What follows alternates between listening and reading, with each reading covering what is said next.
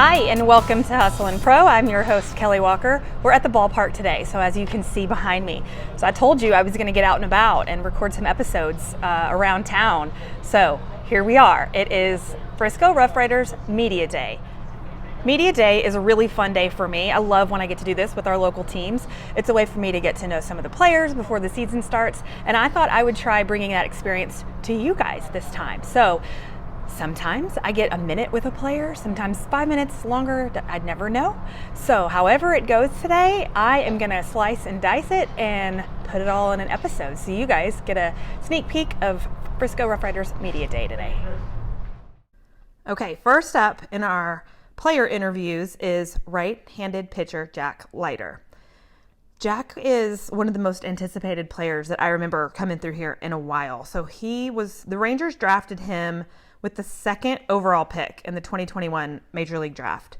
So it's a pretty big deal that he's here pitching through Frisco, and he comes from playing in college at Vanderbilt, and his dad also was a pro baseball pitcher in the Major League. So family name, deep roots, and everybody was really excited. I remember on Twitter when the Rangers drafted him, how excited everybody was, and just like the buzz already, and that was months ago. And so we've all been waiting a while to see Jack pitch. And so he was not up on game one of the RoughRiders home opener, but he was game two. So he was the starting pitcher for the second night of home opening weekend.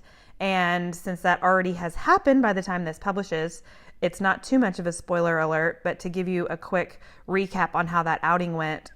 So he pitched 3 innings. He pitched 60 pitches, 33 of them were strikes. He struck out 7 batters. So it was a pretty great outing, and the RoughRiders won that night, 8-7. So it was a pretty good first outing, and we're really excited to see him. I'm really excited to see him throughout the season. Okay, so let's get to the interview. So he was asked about his first professional start that's coming up just a few days after this media day happened, and here's his answer. Yeah, I would say you try to treat it like any other outing, and every outing comes with, nerves and anxiousness to get going. So that's kind of where I would say everybody's at. Going into a new season, you're kind of just anxious to get out there and ready to go.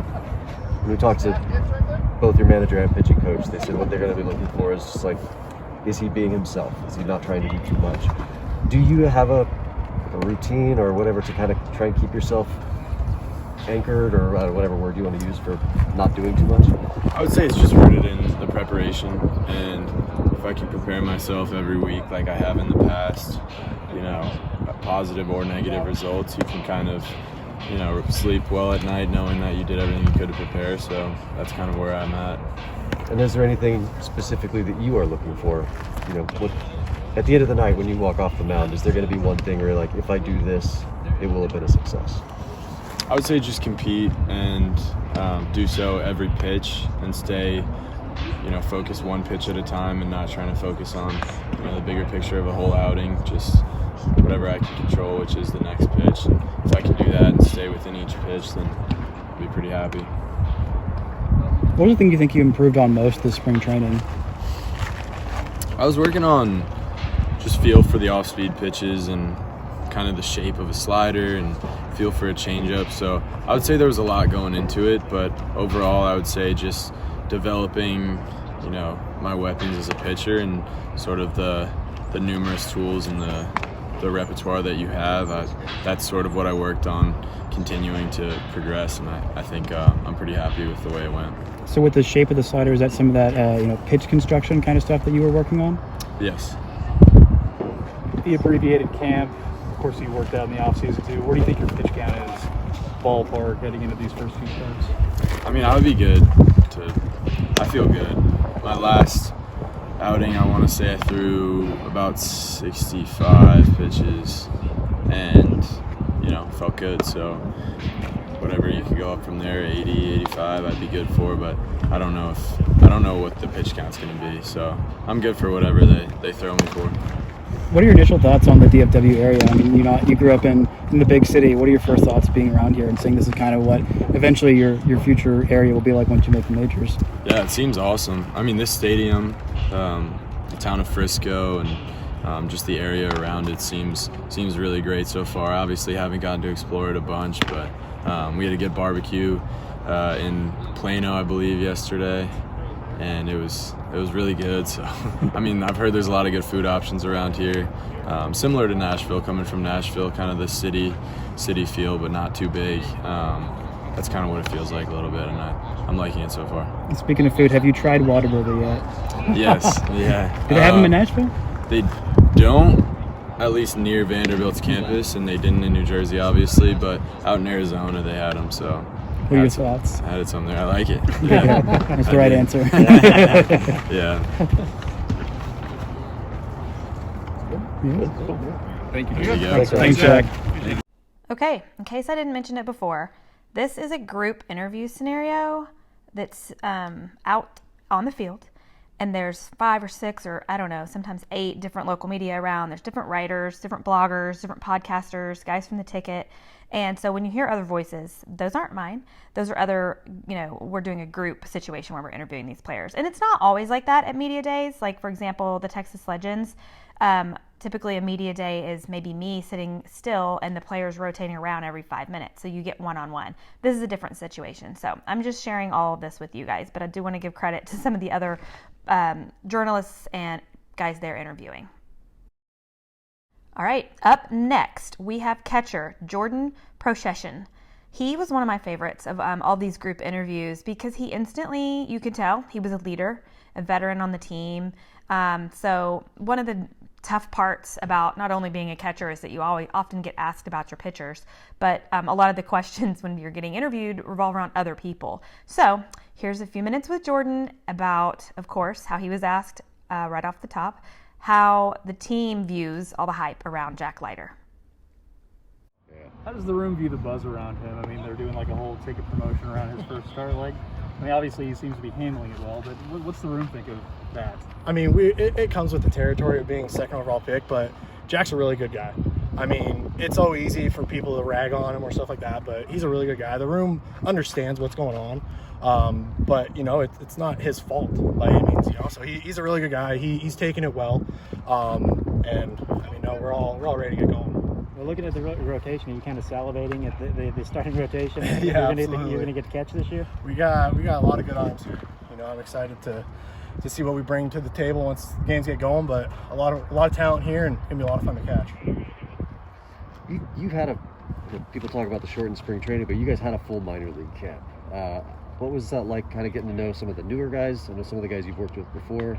How did you, I guess, overview, how did you feel about the preparation that happened? It was great. I mean, obviously, we didn't know what was going on with the big leagues, but we got prepared. Kudos to the Texas Rangers. They got us ready for game 1. Especially once big league camp got going and their games are going, we're already ready. As for getting to know the new guys, it's just like every other year, except for this one, for me, going to a new organization. You just get to know them on and off the field as humans as well as baseball players. And it's a blast to catch new guys and then stay with the guys who have been here in the past. It's just a lot of fun to see the guys again after the offseason. David and I, we haven't spent a whole bunch of time together last year with him being in Hickory. And then obviously it was a short spring last year. We got to know each other a little bit this year. He's a young kid who's very mature for his age. And obviously what he does on the baseball field is special. What he can do behind the plate and as well in the box. But yeah, I'm excited to not say mentor him because, it's his own career, but just if he has any questions or kind of help him along the way, I'm always going to be there for him. So no, I'm excited to see him play this year as well. And he is very mature for his age, which you like to see, especially a kid who did get added to the 40-man last year, so young and then taken off.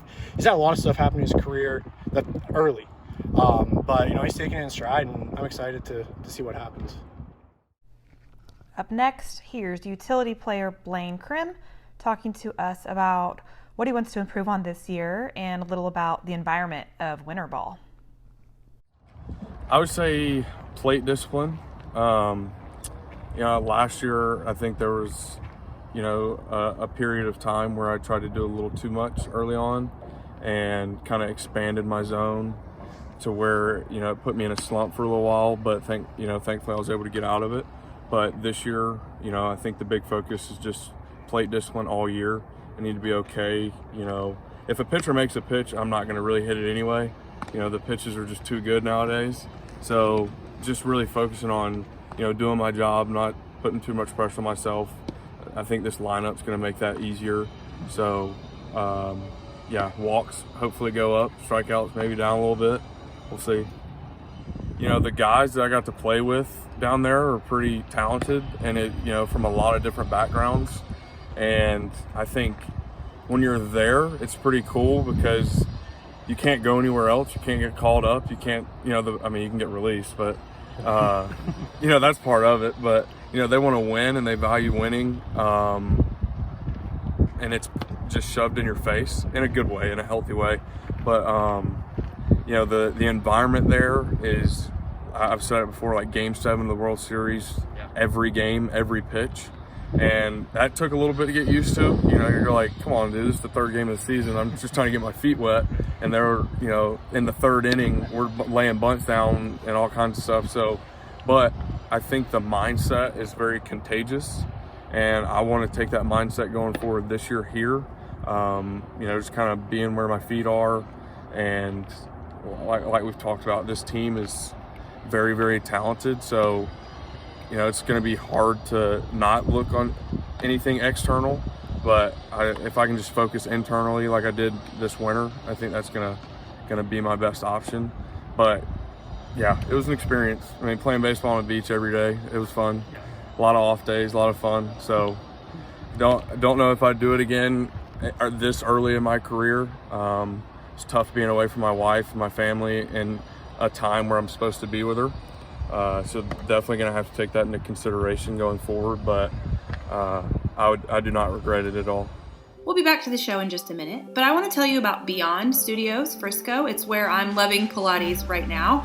And so if you sign up for a membership, you can get full access to both of their studios. That's a Beyond 500 studio and the Beyond Pilates studio in Frisco.